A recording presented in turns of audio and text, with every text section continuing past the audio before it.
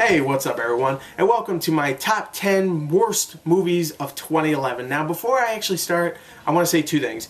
One, I know it's really late into the new year to be doing a list about the last year, but I've been really busy this whole entire year so far. I mean, really busy with YouTube stuff, playing games, movies, trying to get all those done so I could do reviews of them on YouTube, of course. Personal life stuff like college. I'm finishing up college right now. I'm actually doing an externship, which is just pretty much work. So I'm really busy. So I couldn't get these done in time. Sorry about that, but I'm doing them now. And the second thing, this is going to be very unedited because I'm doing this at the last minute on today, Wednesday. So I'm sorry if you hear things in the background and stuff, but I'll keep talking. It might be a little long, but stay with me. So, with that being said, let's go on. I'm just gonna relax and talk to you people about some terrible fucking movies. Oh, by the way, I curse, so yeah, you should get used to that on YouTube. If you're a little kid watching this, I just fucked up your life. Oh yeah. So, let's do this. Number 10, because I'm gonna get right into it. Number 10, Green Lantern. This movie, I was really looking forward to this film. I thought the first trailer looked really good, second trailer looked badass, and I saw it and I was like, oh god, the story is so lame, the acting is uninspired besides Ryan Reynolds and Mark Strong, who played Sinestro. The special effects were really good, but overdone. I mean, so overdone, because you have so many characters in here that are just special effects and nothing else. And it's just a boring movie at times. There's parts where you just want to go to Oa, or wherever the hell the planet, the Green Lantern planet is called. You just want to go there and look at stuff, really. But instead, Ryan Reynolds is just chilling in his apartment with his friend and his freaking ex-girlfriend. And I'm like, is this Green Lantern or is this fucking, what's that show that the girl, Gossip Girls or whatever fuck. I'm just thinking because what's her name is in this film, God, I can't remember her name, from Gossip Girls. My God, if you watch that show. It's a lame movie. I'm sorry. It's just really lame. I saw it a second time and thought it was even more lame. It was very, very disappointing. That's why it's on my number 10. It's not a horrible film, but it's very disappointing. So, another movie that disappointed me, this will be my number 9, is Don't Be Afraid of the Dark, which I was so looking forward to this film because, one, I love horror movies. I really do. When they're done right, when they scare the living hell out of me, and when they're entertaining, they could be some of my favorite movies of all time. Look at something like The Thing, okay? That is a movie that entertains me even when it doesn't scare me. I love that film, okay? The Thing is great. The original. The remake's great too, in my opinion. But the first one is definitely a classic. This just didn't scare me at all. The atmosphere was just not there. The direction wasn't there. The acting, for the most part, was good, but just didn't feel like horror movie acting. It actually felt like more family drama-ish acting, which there's a big subplot where it is about family drama, and it just didn't work. It really didn't. The atmosphere was just not there, and it wasn't scary at all. And when you find out what these things are, you're like, they're the same things from Hellboy, Hellboy 2 at least, what do they call them, the Tooth Fairies. They're pretty much the same exact thing. They are Tooth Fairies in this film.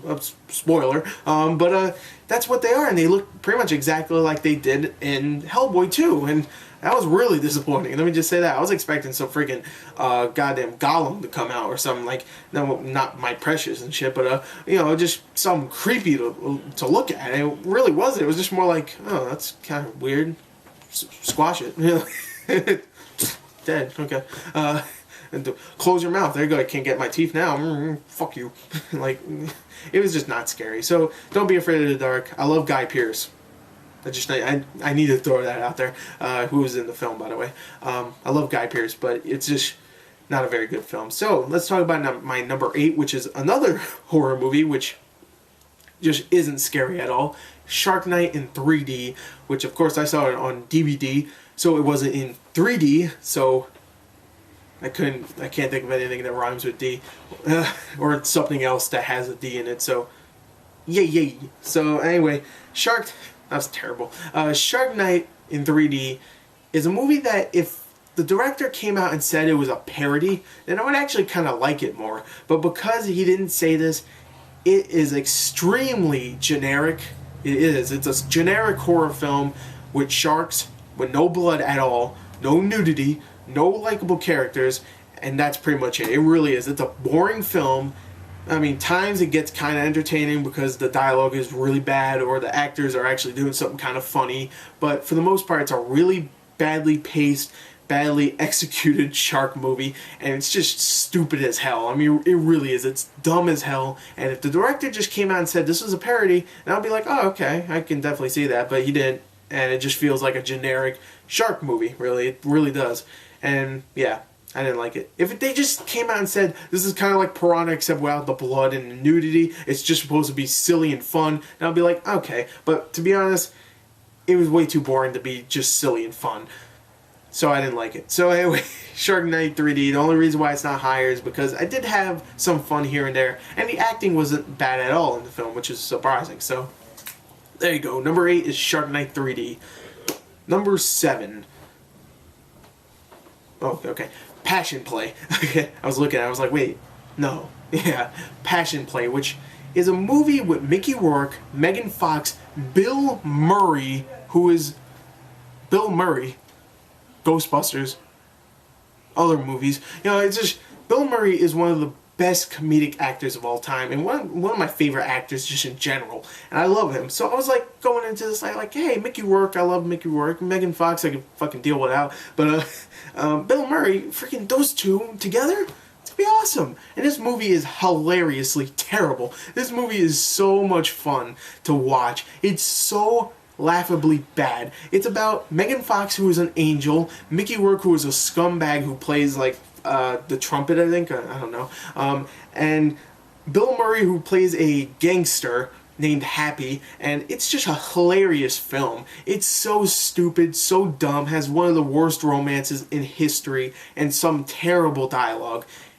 The only reason why this isn't like in my top 3 is because it's so fun to watch. It really is. It's so bad, and it has one of the dumbest twists of all time, and one of the dumbest beginnings of any movie of all time. I mean, really, it's stupid as hell. It's stupid. You'll watch it and go, oh, that guy's about to get killed. What the fuck just happened? I actually urge everybody to go watch this film because it's so bad. It really is. It's so bad. So there you go. Number 7, Passion Play. Bad movie. Definitely go check it out. It's on Netflix too, so instant stream. Go check it out.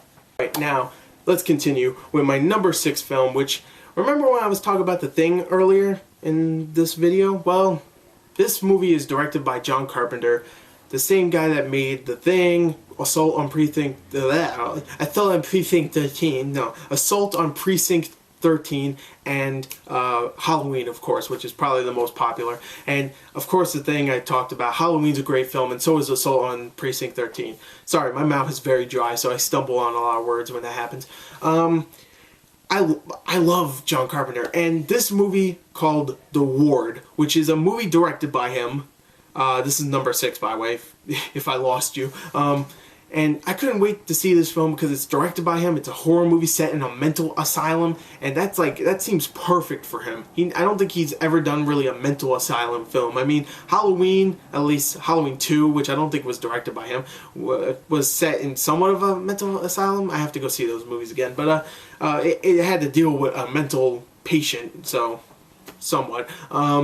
And this movie, I just couldn't wait. There's going to be a lot of freaking Michael Myers everywhere. It's going to be so creepy. And there's no atmosphere. There's no scares. Just like Don't Be Afraid of the Dark, except the acting isn't good. So I didn't care a single thing about anybody. The only reason why this isn't higher on the list is because Jared Harris in the film, who plays like this, I think the head of the mental asylum, is so good in this film. He is so good. Jared Harris, I love that guy, I really do. If you do not know who he is, if you saw Sherlock Holmes, A Game of Shadows, he played Moriarty, the main bad guy, and he was so good in that film, and he was great in this. The only reason why, that's literally the only reason why, and Amber Heard, who didn't do, she wasn't terrible in the lead role, but she was uninspired, definitely, and the dialogue wasn't that great either.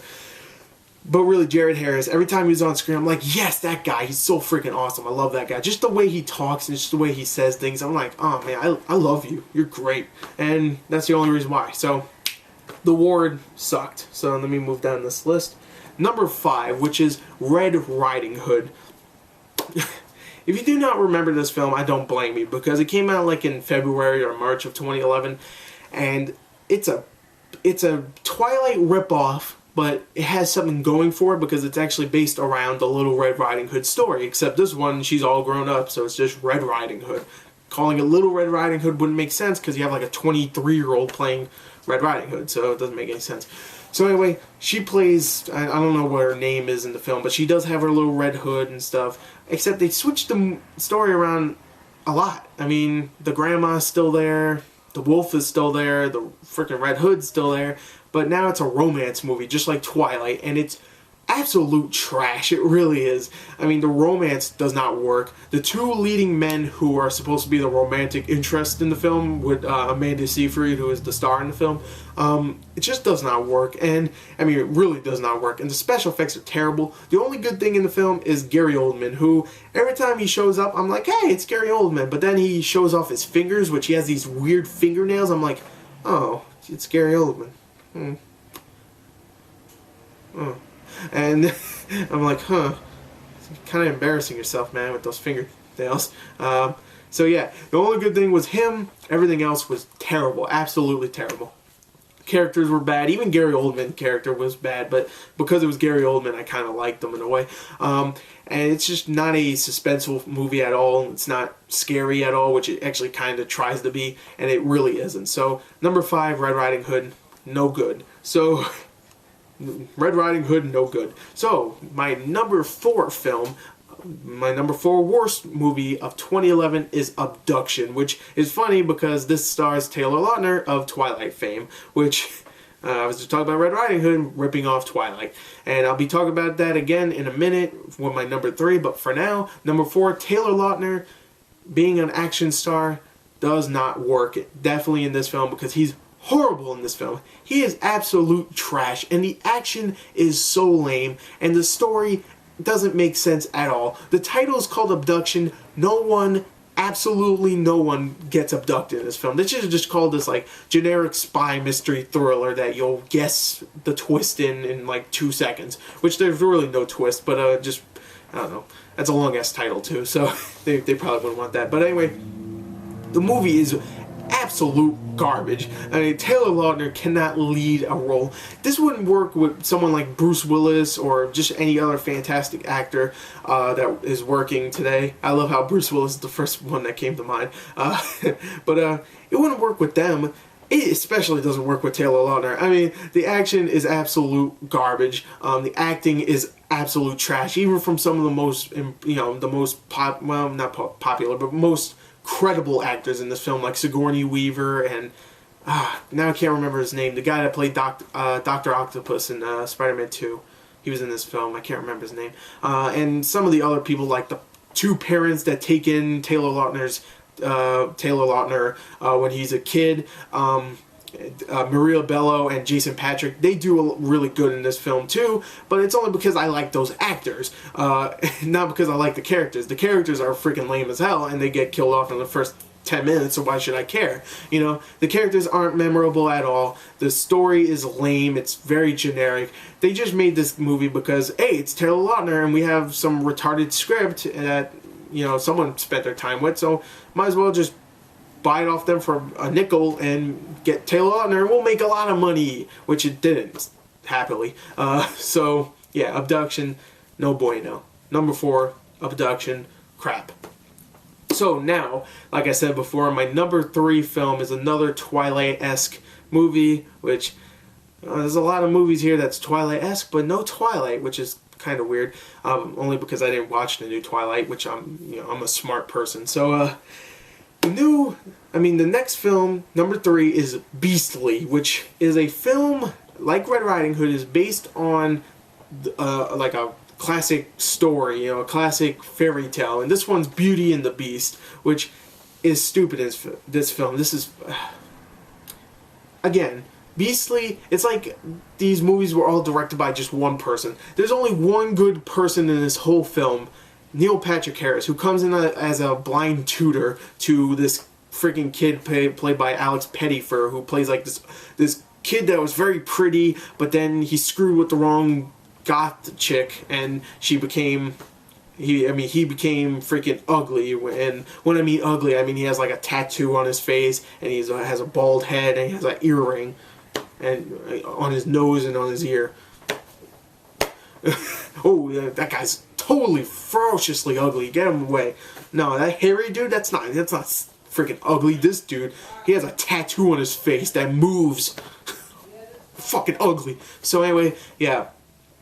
He takes him in, and Neil Patrick Harris is the only good thing about it. Everything else is absolute trash. Like, I keep saying that about everything else. But, I mean, the main kid, Alex Pettyfer, is a horrible fucking actor. He's so bad in this film. You don't care at all about his character. At freaking all. Even when he starts to become like a nice guy, you're like, I don't care, you're fucking terrible in this film. Vanessa Hudgens plays the obvious love interest. If you saw the freaking poster of the movie, then you already know that. Like, they don't even care anymore. And they don't even care about, like, oh, are they gonna get together? No, you already know they are, you fucking idiot. Like, and she's terrible in this film too.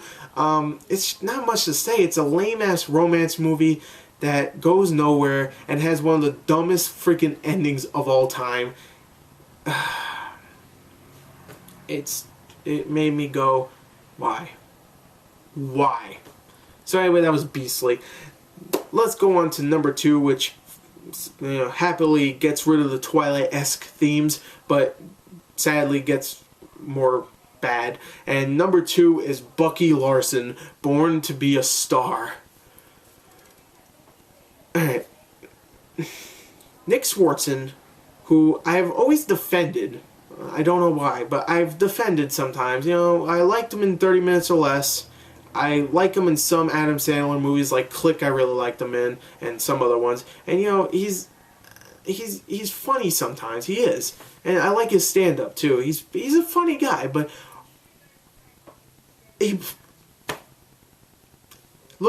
just look at the poster, and you already know this is a horrible movie. It's about Bucky Larson, who's played by Nick Swardson, who has a buck teeth and freaking this really bad haircut. He wears sweaters, and he finds out that his parents were famous porn stars of like the 70s or 80s, and he wants to go be a porn star. That's why it's called Born to be a Star. It's not just like, hey, he wants to be in movies, he wants to be a porn star. So, and the whole joke in this film is that he has buck teeth, and he has a small dick. I mean, he has a really small dick. And this movie's just sad because it's not funny, like, almost at all. There's a couple of scenes where I laughed and I felt bad for myself. I really did. Like, why are you laughing at this? But it, first of all, has no real laughs, like real comedy. It has Christina Ricci, who is one of the cutest girls living right now, and she's so cute when she's in this film. I'm about to cry. And she's in this film, and she's completely wasted, of course. And she has to be on the screen, like, most of the time with freaking Bucky fucking Larson. And it just pissed me off. What's his name? Steven Dorff, who, of course, was in Blade and recently Immortals. And he's in this film, and he's so bad.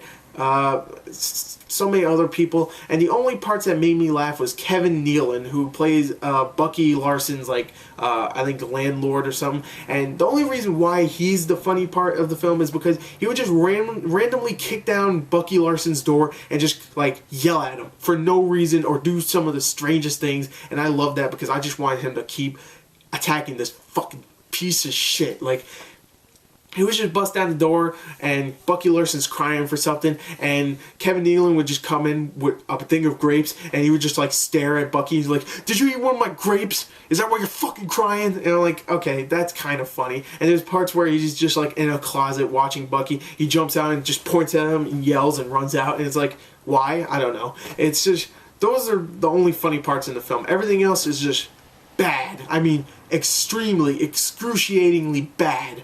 Bad, stereotypical, horrible, unlikable characters. It's bad.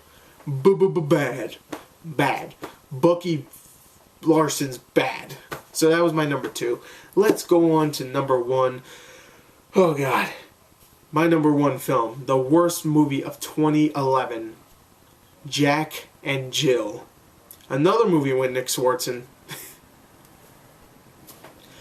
Jack and Jill, which is funny because it sounds like another freaking one of those, another what is it, freaking fantasy stories like Little Red Riding Hood and Beauty and the Beast. Except no, this isn't Jack and Jill went up the hill and I hope they both fucking die in fire. No, it's about Adam Sandler and Adam Sandler. Like, Adam Sandler plays Jack and Adam Sandler plays Jill, who Jack and Jill are, you know, related. They're brother and sister. And I don't even want to explain it, okay?